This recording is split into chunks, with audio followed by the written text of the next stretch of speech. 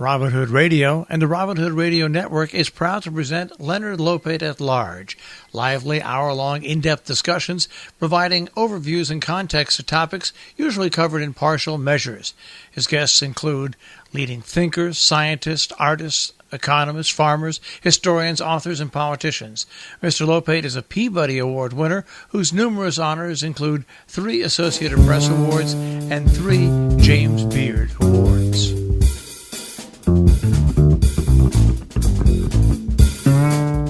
Welcome to Leonard Lopate at Large. I'm Leonard Lopate. What should we do with our urban gardens now that the cold, nasty weather has arrived? And what's best to grow inside our apartments this time of the year? Joining us now with winter gardening tips is Pete Muroski, an environmentalist and nurseryman, and the owner of Native Landscapes and Garden Center in Pawling, New York. And we would love to hear from you, so call us with your winter gardening questions at 212-209-2877. That's 212-209-2877. Hello, Pete, and welcome back to our show. Thank you, Leonard. Great to be here. We are already a month into winter. Are there things that we should be doing now? Yes, there are, Leonard, but a lot of the things we're doing now started way back in the fall. Many people get their gardens ready by cleaning up their gardens in the fall and taking care of a lot of the stuff that needs to be taken care of earlier in the season. But what I'm here to say is what I'd like to see everybody do is take more of an ecological approach to their garden. And what I mean by that is when you get out there in the fall and as summer transitions into fall, we get out there and the leaves start to fall and we start to blow the leaves around. I think one of the things we need to learn to do is don't take so many leaves up out of our landscape. Leaves are nature's mulch. And even in our gardens, in our lawns, many people get out the blower and they just want to blow all the leaves all over the place and out of the lawn. But people need to understand that leaves are a great organic matter for our garden. Not only do they break down and become black gold, so to speak, but they also animals and insects, good insects live in them. They're just a great mulch for our garden and even in our container plants. But you suggest removing any disease plants from the garden in order to reduce the chance of disease returning in spring. Well, right now, everything is just showing their structure, their bone structure. Deciduous trees have lost all their leaves, so now's a good time to look up in the trees and shrubs, and like you said, take out any disease, take out any broken, and start pruning our plants so that they grow in a direction where we like to see them grow. This winter so far has been a very mild winter, so it's been easy to get out there. You say this is a mild winter? Well, let's talk about the weather a little bit, Leonard, because it's been all over the place. How much have the swings in weather as a result of climate change, the extremes that we've seen in temperature and precipitation affected but what we can do? Well, on the East Coast here, because we're so close to the Atlantic, plants that are indigenous to this area like a gradual change. Okay, you look back to last winter, so to speak, and the winter was a tough winter. It was very cold. We got a lot of snow, and then spring came, and spring was only about 2 or 3 days, and we transitioned right into summer. And summer was a very hot, humid summer. And it rained. I mean, this year will go down in history as being one of the wettest seasons, growing seasons ever. We said record amounts of rain. And then in the fall, it started to get cold when the leaves started to drop. And I'm thinking to myself, we're going to have an early winter. And sure enough, we had our first snowstorm a week before Thanksgiving, but then it got mild. I mean, December was like October. We went 2 months of very mild, rainy weather, and then in the last week, I mean, think about what happened in the last week. Last Sunday, we had a snow to ice storm. We had a flash freeze. It went down to 0 to 8 below zero. Everything just froze solid everywhere. And then yesterday, it went up to 55 degrees and it rained. The weather's been all over the place, and plants are having a tough time dealing with these changes in weather. Talking about climate change, are there certain things that we can do on a personal level to mitigate the effects of climate change? Well, yes. What we can do is we can bring in plants that are adapted to this type of environment. Like I said, it's been very wet, so maybe we can bring in plants that tolerate a little bit wetter soils, preparing the soil and the plant for all these changes. Mulch plays an important role. What you want to do is you want to insulate the soil so that when you get these cold times and then warm times, that soil temperature doesn't fluctuate so much. Adding mulch to the soil kind of insulates the soil and helps the plant acclimate to some of these changes that are happening now in our environment. Should we just use leaf litter and wood chips as mulch? Well, I think leaf litter is the best mulch we can use, but a lot of people would like to see a more decorative mulch in their garden. So if you wanted to go with something that was a little bit more decorative than just leaves, what you can do, well, what you can use is what we use at Native Landscapes, which is a mixture of leaf mold, shredded bark, root mulch, and compost. Now, root mulch is one of the more important substances in this mulch, because what it does is it gives life to the soil. Okay, what we're trying to do is we're trying to create microbial activity in the soil. Mycorrhizal fungi, these are all things that are good for a plant. It's like feeding a plant a kale salad, okay? It's just great additives for the soil, and it's going to keep the soil healthy. And if you use the right mulch and you follow these cultural practices, you really don't have to fertilize. Do we make our own root mulch, or is that something we have to buy commercially? We can make our own root mulch and compost piles. What you want to do is you want to chop stuff up and let it all break down in a compost scenario. If you if you have big stumps and you want them to break down, it's best to get to either rent or borrow a chipper to chop this stuff down into finer material, and then once it gets to a point where a lot of air can hit the sides and activate this stuff, it really becomes a great soil additive. You mentioned fungi. Does the wetter weather encourage the growth of funguses? Wetter weather encourages a breakdown of organic material, and that breakdown in turn creates a fungal activity. Now, when you say fungus, a lot of people are thinking that I'm talking about a fungus that's going after plants. Right now, we're talking about funguses that are in the soil, which are good funguses. There are also a lot of bad funguses. Well, how do you know a good fungus from a bad fungus? Are we getting political here? Well, good funguses happen for the most part below soil grade, so you can't really see them. If you go into a leaf pile and you start turning over your leaves, you'll see this white spindly stuff. That's the mycorrhizal fungi. But above ground, with all this rain we're having, black spot, powdery mildew, apple cedar rust, these are a lot of funguses that are developing because of the wet weather. And a lot of times there's not much you can do about it, because if it continues to stay wet, you could spray all you want with fungicides and they're not going to go away. And that's when we go back to, Leonard, what you were talking about earlier, as pruning.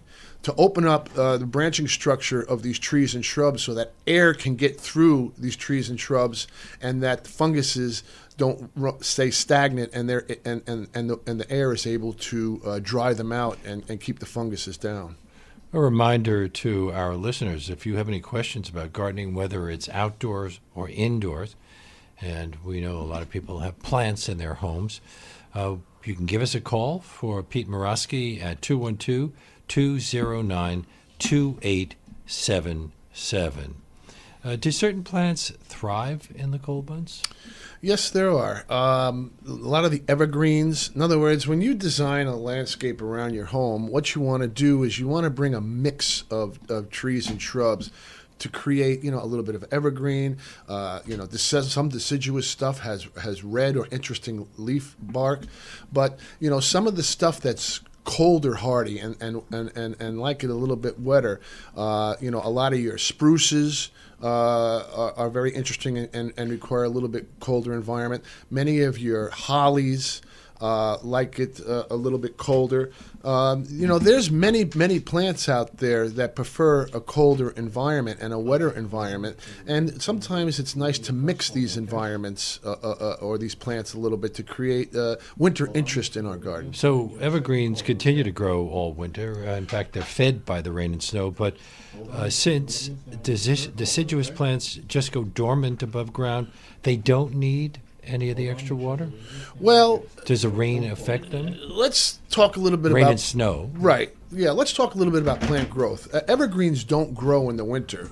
Just like they don't grow above ground in the winter. If the soil stays insulated, their roots will go out and continue to grow in the winter. But above ground, they won't grow. Deciduous plants do the same thing. They'll continue root growth, but basically, when they lose their leaves, they lose their ability to conduct photosynthesis. So, a plant still it's a living thing. It's still trying to keep itself alive. But the more help you can give it from a cultural standpoint and an ecological standpoint, the healthier it'll grow for you. And one other point I'd like to make too, Leonard, when it comes to plants is right plant in the right location. And I'll give you some examples, like a rhododendron. Okay, you don't want to plant you want to plant a rhododendron in a little bit of a hummock area where it's got a little bit of a shade scenario where it's protected a little bit. You put a rhododendron up on top of a mountain where the wind keeps whipping it, that's when you run into problems, it struggles to grow, and that's when pests are going to come in. The right plant, the right location keeps a lot of the insects down too. What about tender perennials like rose bushes? Do we try to insulate them? Yes. Well, that's an interesting question. Rose bushes, okay. Let's look at the native roses, which tend to be a little bit tougher than our hybrid teas and a lot of our shrub roses. The Virginia rose and a lot of our native roses tend to stand up to some of our tougher weather because they're indigenous to this area and they're used to a lot of these changes. Where a lot of our hybrid teas and a lot of our finicky roses aren't, and they need a little bit of help. This is a tough climate for roses, and many of the roses that we that we grow in our garden are grafted. So this time of year or in the fall, what we need to do is we need to mulch around the graft, because when we get like weather we had this week when it was 0 to 10 below zero in many locations, it could literally kill the graft of the rose. So if you bring the mulch up around the graft and onto the trunk of the tree, that'll help insulate the rose and hopefully it won't get too much shock through this cold weather. So we can pack heaps of leaves around them. Also, can we put blankets on them? You can, but once again, when you say blankets, some people use burlap as a protective cover. It keeps the wind off. But I'm a big fan of wanting to look out my window in the wintertime and not see my whole landscape covered in burlap. I would like to, that's why I say right plant, right location. If you bring in plants that are hardy to that particular area they're growing, they don't need a whole lot of protection. But visually, because winter is a 6-month season around here, visually your landscape is going to look a lot better and a lot, in the wintertime, especially when it's covered in snow. I think that's some of the most beautiful landscapes you'll see out in our yard. I want to get to some of the people who are calling in. Our number again, 212-209-2877. WBAI, you're on the air. Hi. Hi, Leonard. Am I on the air? Yes, you are. You speak to Your Pete show Muroski. makes my day. Oh, thank you. Thank you. So my question is, my wife has a lovely garden, and she has an orange tree. It's called a hardy orange, or I'm going to ask her what it's really called. It's called a Poncerius trifoliata. Easy for you to say. Yeah, not easy for me, though. So I would like to prune it. It's getting a little large and growing over our neighbor's fence, and is this the time of year to do that? Yes, it is. Is it in a container or is it in the ground? It's in the ground. Yeah. It's a lot of oranges, little oranges. Yeah, this would be the time of year to prune it. You want to prune it, before March, and prune it back as hard as you want. I think a lot of problems that occur and why these landscapes get overgrown is many people don't prune hard enough. Don't be afraid to keep these plants back to scale. They'll leaf out and grow again, but if you wanted this plant to be 2 or 3 feet shorter and you want it to be a little bit wider, prune it in the direction you want it to go so that it comes back to that shape you want it to be come this growing season. And should he take the stuff that he's cut off and put it in his compost bin? Sure, he needs to chop it up real fine, and it could be put into the compost bin. And make sure that, because it sounds like it's a marginally hardy plant, that it's got plenty of mulch around the base of it so that the soil temperatures don't fluctuate up and down, and that'll make the plant much happier. Does that answer your question? It does. It does. Is there any point on the branch, like where the branch forks or anything? Is there any spot that's better to cut than another spot? You're going to find buds along the branches of the plant. And what you want to do is you want to cut the plant back just to the outside of a live bud. And, once you look at the plant, you can tell, where those buds are and what direction they're going to grow. For the most part, you want these buds, you want to cut above the buds that are going to grow out, not so much that are going to grow in. Also, get into the center of the plant, take out any of the dead or dying or diseased parts of the plant, and open up the center a little bit. So, like I said before, because we're getting so much rain and because funguses are running rampant out there, make sure air can get through the plant so that the plant stays much healthier. Although, don't put any of the diseased part into your compost. That's right. Put that in a bag and out in the trash. Thank you so much for your call. We are taking your calls on Leonard Lopate at Large. Pete Muroski of the Native Landscapes and Garden Center in Pauling, New York. And WBAI, you're on the air. Hi, Leonard. Yes. Hi. Okay. Wonderful to have you back on air. I don't know what those idiots were thinking, but we'll move on. I got an anthurium But plant. thank you for calling them idiots, okay? Oh, they are. I don't listen as much anymore. But anyway, I got an anthurium plant, which I got for myself for my birthday, beginning of January. And I have a bad habit of overwatering plants, so I usually don't. I buy flowers. But this was so pretty that when I got it, I put it together and I watered it thoroughly. So I was afraid to water it too much because my apartment keeps a little bit on the cool side. And the flowers were beautiful, but now they're getting sort of dark, the red, and the leaves are splitting. They're kind of like burned, if you want to call it that. The green ones as well as some of the red ones. So I'm wondering if I should cut off the ones that are sort of, falling apart. I'm sorry. I didn't catch the name of the plant. What was the name of the plant again? Anthurium. Oh, anthurium.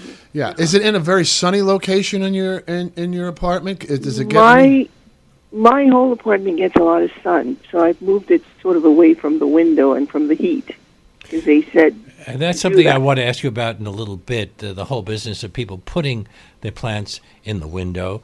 Usually, that's where the radiators or the heat source is, and how do you balance the two? But address her question right. first. I mean, when you put your finger in the soil right now, is it wet or is it extremely dry? Well, I watered it this yesterday. I put 2 small cups of water, and this morning I did the same, warm water. But I noticed in the middle of it there are flowers coming up as well as leaves. It looks like a very tight, cluster in the middle there. So I don't know if I should trim the top. The leaves the beautiful green leaves that it came with are now having kind of spots, and it looks like, like if you drop something on it and burn the leaf. Right. It's splitting. So my biggest question, my most important question is, do I cut those leaves off? Well, you could. Without seeing the plant, it's tough to diagnose what the problem is. But do you want this plant to be the size that it is right now, or? Yeah, it's a nice short plant. It's not very tall so far. Right. But Well, it came with a lot of beautiful leaves on it. right. Even though it's an indoor plant, they get a sense that it's wintertime too because of the shortness of light in the house. But you got to remember too that the house is a desert-like climate in the wintertime. Even though you may be getting enough moisture in the soil, it might make sense to mist the plant a little bit too, just to create a little hydration on the leaves. Do you do anything like that? I haven't done that, no. I would try that. Try misting the plant a little bit. That may help it hydrate it a little bit. It's just like putting cream on our face and hands in the wintertime. If we don't, our hands will crack. Like you said, the plant is cracking. So I would... Go ahead. Go ahead. Yeah. No, I was just saying, I thought maybe if I cut off some of the leaves, because it looks like there's a lot of new growth coming up. Yeah. Yeah, you could cut it back a little bit. Are the leaves turning black? A lot of times when you're watering too much, it'll turn. When plants are getting too much water, they kind of look like the same as when they're getting not enough water. They turn yellow and then black. Is that the direction that the leaves are headed? Yeah, sort of, and the flowers as well. The flowers are getting dark, and that little pistil in the middle. Yeah. And when was the last time you watered it before yesterday? I watered it this morning also. I put 2 small cups of water.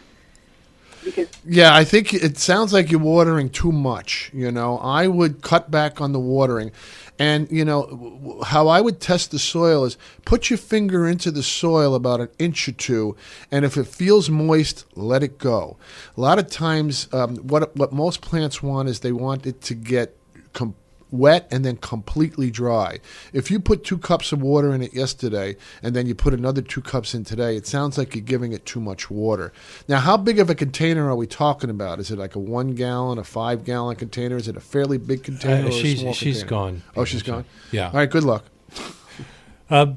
Before we go to the next call, I want to do a little follow-up there. First of all, there are some plants, I think, that you bring in from the outside if you have a garden outside, like herbs. How do you help them adjust to the indoors? Well, what you want to do is, what comes to mind, Leonard, also herbs, figs. These are plants that aren't really cold hardy, but if you put them in containers, and if you slowly bring them in other words, let them get that slow adjustment outside of it, going from the heat of the summer to the cool of the fall. And just before we get a frost or it gets really cold, that's when you bring them in. And you could bring them in gradually, maybe like into a screened-in porch first, and then maybe into the house. But try to... many people just put them on the windowsill, right, and then hoping that they'll get a lot of sunlight, although there are plants that thrive in dimmer light. That's right. A lot of your ferns, falsivalia, a lot of your spider plants, they tend to cast iron plant. Right. A lot of these plants. So what you want to do is you want to figure out how much light you have in your house, and get plants that are adapted to either a low light, like this previous caller has a lot of light in her house. So, you could use palm trees. You could use a lot of, if you got plenty of light, you could work it into the indoor landscape. But once again, water is such an important role. Don't water too much, and try to mist things, because the indoors is like a desert in the wintertime. So misting is a better way of doing it, because that way you won't overwater. That's right. But you do want the plant to have some water. And the foliage will take some of that moisture in. It's like getting a little bit of rain if it were outside. Let's take another call. WBAI, you're on the air. Hello? Are you there? Okay, well, are you there? Yes, I'm right here. Thank you. Hello? Yes. Don't listen to your radio. Listen to your phone. Oh, okay. I'm sorry. Go ahead. Okay, I should talk on the phone, right? Yes. Oh, yes. I have a couple of things. One that is very, initially when you started talking about the blowing of the leaves, Hello? Yes, go ahead. We're here. We hear Is you. me the one talking? Oh, Hello? listen. You're on the air, and we're waiting for you to ask your question. Oh, I'm so sorry because I started talking before. I shouldn't say anything then. No. Talk right now, please. Oh, okay. Ask your question right now, okay, please? I feel like we're in an Abbott and Okay, Costello finally, routine. what happened was that I was hearing my voice and I thought it was another person Yeah, on the no, line. well, no, I'm you're so not sorry. schizophrenic. It's okay. I'm so sorry. I have a beautiful plant, and all those things that people were talking about, actually, I know. Because I have a green thumb and I was brought up in a farm, and I know these things about the light, and the mist is absolutely vital. I mist my plants every night before I go to bed because we have heat in New York. It's very cold, and I live in an indoor apartment. But this plant that is so pretty, the root is coming out of already a fairly big container. And I'm wondering how long it's going to keep on growing with the root coming out, because now it's falling on the sides and I have to hold it. Right. It sounds like one or two things need to be done to the plant. Okay. In the springtime, when you get that first day outside when it's 70 degrees, bring the plant outside and maybe do a little bit of root pruning, and get a little bit bigger container, and maybe get some good container soil, and maybe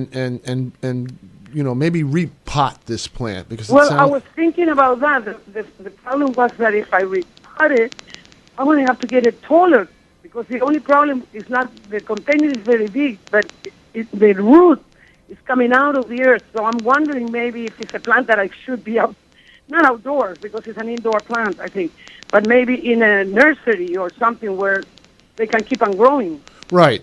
Well, it could be the family of the palms or something, because it's coming out. Right. And maybe it's another shoot coming out. But like I said, just before we get spring growth, go in there and don't be afraid to cut these roots way back, and water it really good, and put some good rooting container median in there, and like I said, just before it's about to put on all that growth in the springtime, it'll do fine. Thank you. I'm just saying that if I open it up and yes, there is another one that grew right next to, who's younger and is prettier.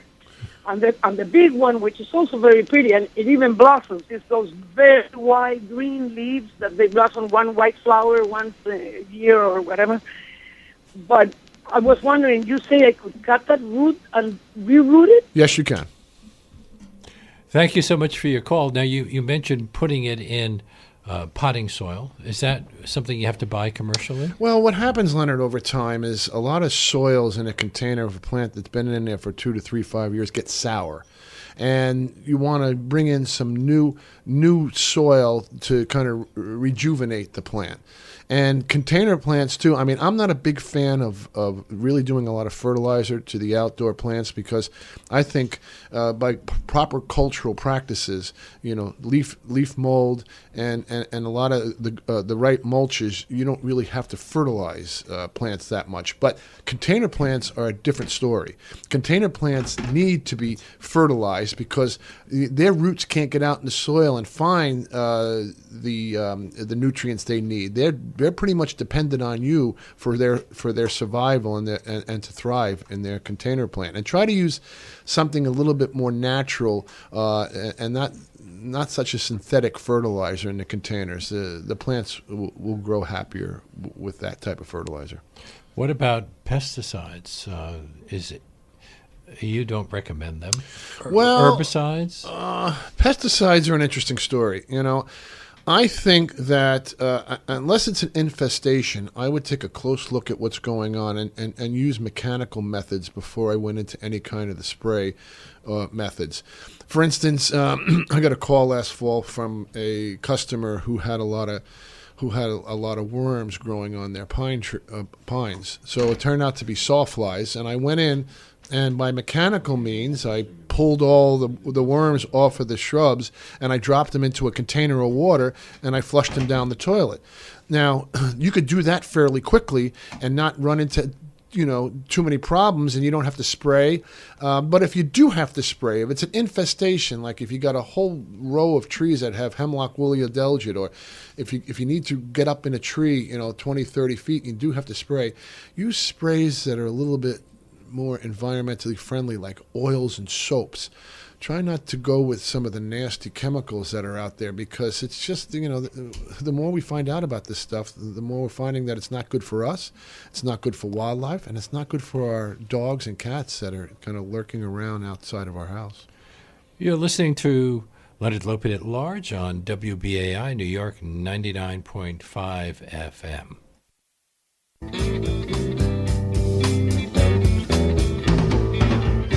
But I'm not gonna cut a single blade of grass.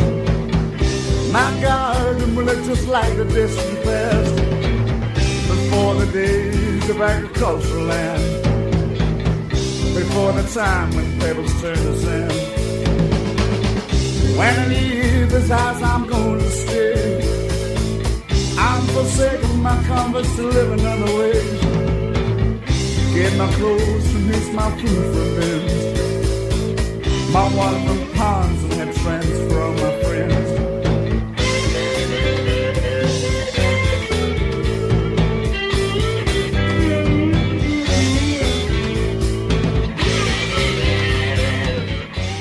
This is Leonard Lopate at Large, and we're back with Pete Muroski, whose Native Landscapes and Garden Center is in Pawling, New York, and we're taking your calls at 212-209-2877. Lots of people calling in. Let's take another call. Hi, you're on the air. Hello? Yes. Hi. How about first question about if the guest could discuss the best indoor plant from a health standpoint as far as purification of the air, filtering the air. I know Gary discussed it, but I wasn't able to hear that. So can you discuss that? And I'm going to hang up and listen. Thank you. Okay, thank you so much. Yeah, there's a lot of plants that clean the air, and if you go online and Google indoor plants that clean the air, you'll get a whole list of stuff. My expertise is on outside plants, but I do know a few things about indoor plants. I know spider plants are very good for cleansing the indoor air of an apartment or a house. Now, how do they cleanse it? They just simply are attracted to the things that we shouldn't be breathing? Right. They absorb it either through their leaves or through the soil, and it kind of takes the toxins out of the air. There's a lot of plants now that draw, they're finding out there's a lot of plants that draw heavy metals out of the soil. They're planting a lot of stuff that, you get these Superfund sites where there's all kinds of pollution in the ground, and they're bringing in plants now that draw this stuff out of the ground. Plants are an amazing living organism that can take care of a lot of things that are going wrong in our soil and in our air. I thought only rocks attracted heavy metal. Sorry for that bad joke. Okay, let's take another call. WBAI, you're on the air. Hello. Hi, good afternoon. Yes. Can you hear me? Yes. The gentleman mentioned different pesticides. He said oil salts, I believe. Does he know any other pesticides that are natural and more human-friendly? And then finally, the potting soil for indoor plants. He was saying to use a more natural combination. Could he kind of give us a little suggestion as to what that might be? Yeah, from a soil standpoint, you want to use potting soil that has organics in it, broken down plant material rather than synthetic fertilizers. Do the bags say organic on Yes, the bags do say organic, and you want to look closely at the ingredients in that bag, and you want to try to create more of a natural environment, especially if you've got cats and other birds and other animals flying around your house. If they get into the soil and they want to eat the soil, you don't want them to eat anything that's going to poison or make them sick. The more natural, the better. Now, as far as insecticides or fungicides or pesticides are concerned, what you need to do, and I think the most important thing you need to do, is diagnose your problem first. In other words, what is it that we're trying to treat, and did we diagnose the right problem? 9 out of 10 times when it comes to indoor plants, as we discussed earlier today, it's too much water. that's getting into our plants. But if we get mealy bugs and mites and a lot of things like that, sometimes mechanical methods are better, especially with indoor plants. Getting in there with a rag with a little bit of soap on it and wiping down the leaves a lot of times is the best method of treating a lot of these indoor pet problems. Can you just mist them with some dish detergent that's been dissolved in water? Sure can, and that works. And that works, but wipe them down afterwards. Wipe the bug and the pests off of the plant so that they don't continue to eat the plant. Okay, does that help? It does indeed. I was having a lot of ant situation. I got a little upset about that, but that sounds quite interesting. I'll try that. Good luck. Now, the plants attract, as we just heard, and you've mentioned earlier, attract insects, but they also attract birds. And in the wintertime, I wonder about whether we want to leave some of those dying plants out there so that the birds can have something to eat. Because if you're just filling up bird feeders, you may not always be around to keep them filled. Well, Leonard, you bring up a good point about cultural changes in our landscape. I mean, deer also like to eat this stuff, and maybe deer, you don't want deer birds, on if you your want property. bear in your yard, Anyway, a lot of times you'll go into a landscape and a lot of people will take their beautiful ornamental grasses and they'll cut them right down to the bone. They'll take their perennials and they'll cut them right down to the ground. But that's not a good practice. Why? Because you're exposing the heartwood of these plants to the freezing cold. These stalks act as an insulator, for the plant, and they keep the plant healthier, especially when you got a winter like we've had now where it's getting sub-zero and we don't really have too much snow on the ground. So what you want to do is you want to do that for the plant, but you also want to keep these seed heads up because a lot of our cardinals, a lot of our blue jays, a lot of our birds that spend our winter here use it as food. A lot of this echinacea, there's all this little seed heads going on out there, and they use it for cover too. When you get these big blizzards and storms, these birds will get right into those leaves, and it'll protect them and may keep them alive. If we get a big storm come the end of this winter season. I've heard that because of global warming, bears aren't hibernating the way they have done throughout the millennia. Well, it's a funny story. I'm up in the Hudson Valley, and Native Landscapes and Garden Center is right on the Appalachian Trail. And, we get people coming in all the time with bear sightings and are bear dangerous and what should we do if we see one. And, people are coming into the Garden Center even in the wintertime and telling us that they're seeing bear in the winter. Bear don't in a climate like we have today in the Northeast and in the New York metropolitan area, bear will go and they'll take a long nap maybe if we get a real cold event or if we get a lot of snow. But for the most part, they're out there, trying to find roadkill and rooting through your garbage and they're trying to and eating your birdseed. Eating your birdseed. So don't think that all bear hibernate. Up in Vermont and Maine and up in the Adirondacks, yes, they're more of a hibernating animal. But down here in the Hudson Valley and New through Jersey. New Jersey and through Maryland, they're pretty much up all winter unless we get a real nasty winter. Let's take another call. Hi, talk to Pete Muroski. Hi, Leonard. I'm just calling back to say thank you so much. My cell phone, the call dropped out. I was the lady with the Antorium. Okay. Well, thank you for calling back, and we enjoyed your call. Let's take another one. Hi, you're on the air.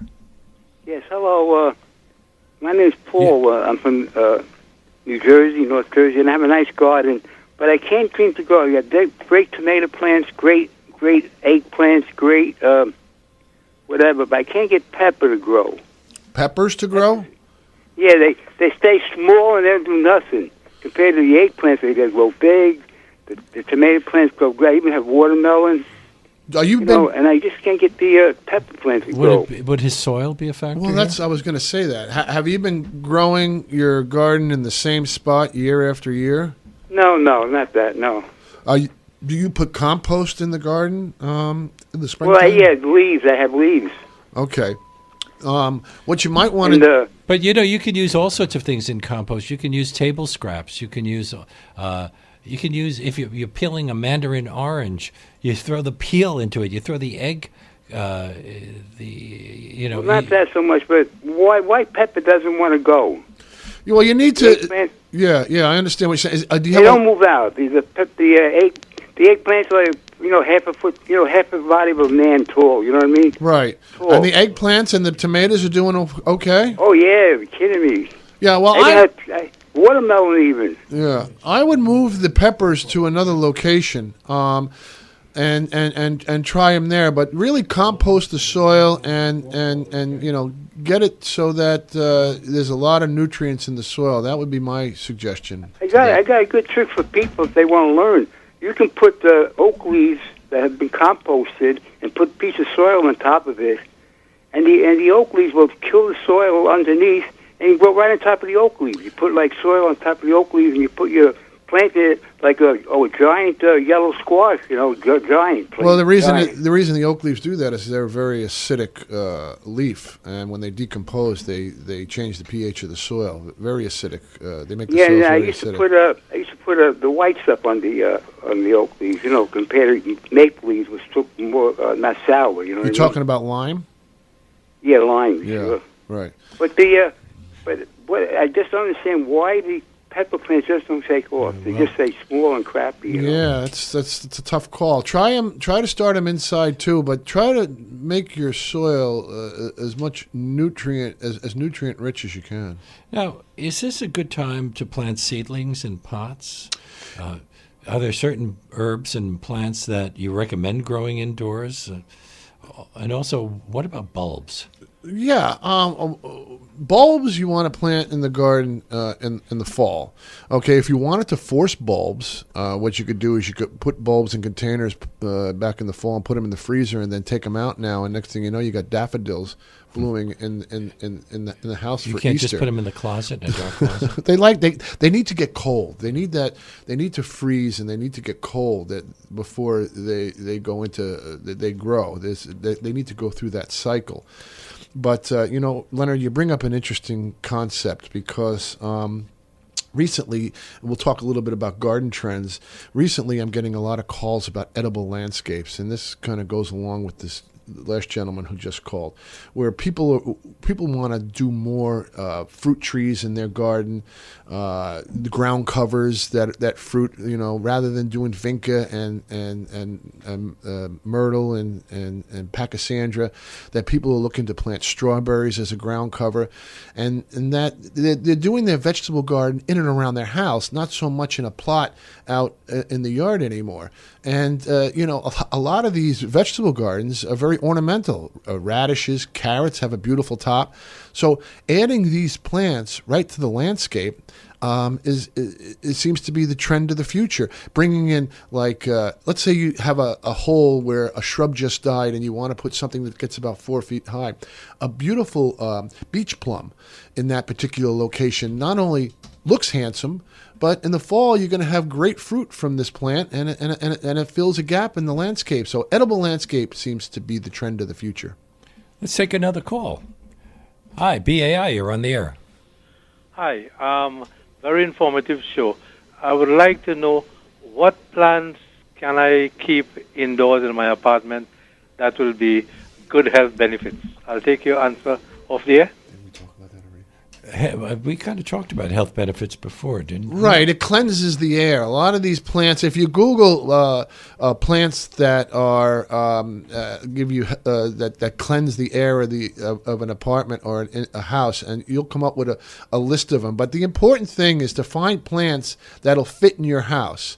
In other words, you don't want to find something that's going to get 6, 8, 10 feet tall if you have a very little apartment. It'll just, the place will look like a jungle, and you won't be able to get around it. But, light is a big consideration. I mean, there's a lot of variables here that you want to consider before you decide what plant might be the best plant for the inside of the house. Many people grow cactus in their apartments because they thrive all year round. Not only that, Leonard, but as we said before, the indoor of the house is like a desert environment most of the time. So cactus just love that. Okay, let's take another call. WBAI, you're on the air. How you doing? Okay, and you? I'm calling from Lake Hiawatha, New Jersey, And are you involved with any attempts or legislation to support meadows or rain gardens over the traditional lawn, the high maintenance lawns? Very the less environmental. Yeah, we've talked about this. All that. We've talked about this in the past. The whole issue of lawns, as opposed to keeping areas just filled with indigenous plants. Well, let's talk about that a little bit, Leonard, because more chemicals and pesticides and mowers and gas go into lawns than any other part of our landscape. So here's what I'm suggesting and recommending that we change in the landscape to make it a little bit more natural. Get away from this whole monoculture look that our lawns have to look like a golf course, because that's not healthy for us or the environment. Okay, go in the springtime, and it's a great time of year to think about this and get ready to do this. Because people can get seed catalogs and start thinking, or go to plant shops. Change your lawn into a mini perennial garden. Okay, go wildflowers, through, you mean? Violets, wildflowers. There's all kinds of interesting stuff that will only grow 4 to 5 inches tall. That'll look great, and not only that, but you'll be supporting the local bees, and you won't have to put so much chemicals on your lawn. Another thing you need to do is raise the height of cut of your mower. Mow your lawn 4 to 5 inches tall. There's no need to have a 2 to 3 inch lawn in and around your house. And another thing is, make your lawn smaller. As you said, Leonard, a smaller lawn, okay, with clover in it. I mean, clover is a nitrogen fixer. It's another reason why you don't have to fertilize a lot of these lawns that have all this broadleaf in it, because they kind of work the chemicals or the air and bring all this nitrogen and all these nutrients into the soil, and when you make your lawn smaller, the perimeter of your lawn, you could cut down and make it a wildflower meadow. Bring in a lot of native perennials and seed them into the lawn. And next thing you know, not only do you have a native perennial lawn, but you also have some beautiful native wild meadows in and around surrounding your lawn, and talk about flowers. It's amazing, and it's also a quality of life thing. You're bringing in hummingbirds, you're bringing in butterflies. It's just a common sense approach to land management. We don't have a lot more time, and we have a couple more calls coming in. Thank you so much for your call. Let's put the next caller on. Hi, you're on WBAI. Thank you, Peter Muroski. This is Peter. I'm trying to ask you how best to sustain or revive the massive slaughter of cut Christmas trees without roots. How can we revive them? You revive the trees that you've already cut? Is that what you're saying? Well, what you want to do from a Christmas tree standpoint is, when you're cutting the tree, try to leave one of the lower branches as part of the root stock, so that when you cut the tree, that lower branch can become the next tree. So do you pull it off, or you just push it into the ground? No, what you do is let's say you cut. Let's say this were a tree. There's always he's holding a cup. There's lower branches on this tree that come up, these lateral branches. Mm-hmm. If you cut the tree up about 1 foot high and leave the lower lateral branches, you can cut the branches around it and leave one branch to become the terminal branch. And the next thing you know, that tree or that rootstock will support that branch, and you can get another tree year after year out of that rootstock. Is that the question you're asking, sir? Yes. I'm imagining the lower branch will become part of the root system. The lower branch, which is connected to the root system, will become part of the tree for next year. If you follow what I'm saying. You bury the lower branches in ground. No. You cut the tree. Let's say you cut the tree 1 foot above ground level, which leaves the last swirl of branches on the rootstock of the tree. You cut all those branches except for one. And what you do is you stake that one branch up straight. So that one branch becomes the tree next year when it starts to grow. Do you follow what I'm saying? I think I'm just concentrating on one branch that you cut off from the rest of the Christmas tree, and that's what you're suggesting. Am I receiving this correctly? Yes, you're cutting the tree down to the last swirl of branches. In other words, you're cutting the tree completely down, but you're leaving the lower swirl of branches on the stump. Okay, so when that tree gets cut down, you have a stump that still has branches connected to it. And that'll grow the next year? And that'll grow the next year. Let's take another call. No, Hi. no. Oh, we don't have any more calls? Oh, okay. Well, I had a couple more questions. You say that when invasive and exotic plants displace natives, they create dead zones in the natural environment. How much of a danger is that? Well, let's go back about 500 years, Leonard, in this part of the world, before we started bringing plants around the globe. Okay, there were many different zones in the natural landscape, and we'll take North America because we're the New World and we're the last continent to really get cut down and changed. Okay, and there were ecosystems all over, the East Coast. Let's take New York, for instance. Manhattan Island had 72 ecosystems in it before it was developed, okay? It had everything from an outwash plain to tidal pools to upland hardwood forests. Lots of springs. In fact, some of them still create leaks in the subway system. And that's what creates biodiversity, okay? And over the centuries since the last ice age, these animals, plants, and bugs are dependent on one another for survival. For instance, monarch butterflies and milkweed. Here's a great symbiotic relationship that exists between an insect and a plant. And if you ever had the pleasure of tasting, it's a very bitter taste. So, when the monarch butterfly eats the milkweed, that whole taste gets into their system, and that's why monarch butterflies aren't eaten by birds. So what happens is, the migrating birds are dependent on a lot of these native plants because they've been there, for the last 10,000 years. When you start bringing in plants from Europe and Asia, the digestive tract of many of our birds and insects aren't adapted to these new plants. So what happens is, no matter how well they flower, our native insects and birds aren't getting the nutritional value they need to get from a lot of these plants. And I'll give you another example, Leonard, and I know we talked about this on a previous show, Cornus rasmosa, which is the gray twig dogwood. Here's a shrub that grows in every field from Georgia to Maine, and it has this little berry on it in the fall.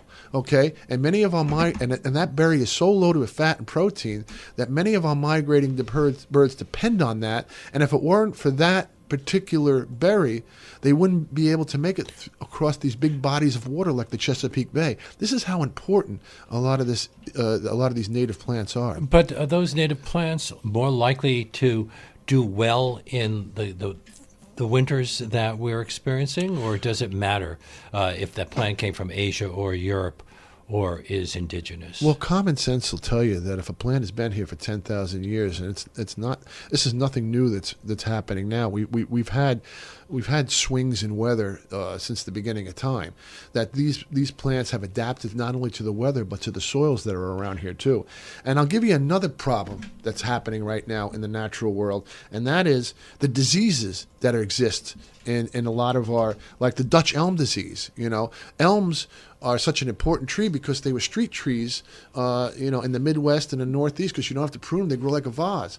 But when the Dutch elm disease came in, the elms root graft to one another, and they just wiped out whole blocks of elm trees. One other thing I'd like to bring up too, because there's a lot of important things going on right now with the American chestnut. As we know, the chestnut blight came through back in the late 1800s and the early 1900s, and and basically our woods was 70 to 80% American chestnuts, and now they're all gone because of a bark fungus that has killed them all. And this fungus came out of Asia. But the American Chestnut Foundation right now started a program back in 1983 in Penn State University where they're breeding these plants back into existence. So in other words, they have a 10-acre site where they put a whole bunch of these. They start growing these chestnuts. They inoculate the chestnuts with the disease, and after in time, the ones that are able to survive the disease, they breed with other chestnuts. Now they're saying, Penn State is saying, after 6 generations, that they're going to be able to have a tree that's going to be able to survive, and they're going to bring back into the market. So I'm very much looking forward to the American chestnut coming back into the American forest. Pete Muroski's Native Landscapes and Garden Center has been with us for 35 years. It's been my pleasure to have him with us for the last hour. Thank you so much, Pete. Thanks for having me, Leonard. And that brings us to the end of our show. My great thanks to Pete Muroski, to Reggie Johnson, who was at the audio controls, to Charlie Morrow, who composed our theme music, to my executive producer, Jesse Lent. Leonard Lopate at Large comes to you on Saturdays at 4 and Tuesdays at noon. You can subscribe to Leonard Lopate at Large podcast on iTunes and by clicking on Robin Hood Radio's archive program site, which is robinhoodradio.com. You can also check out Leonard Lopate at Large Facebook page. We hope to see you next week.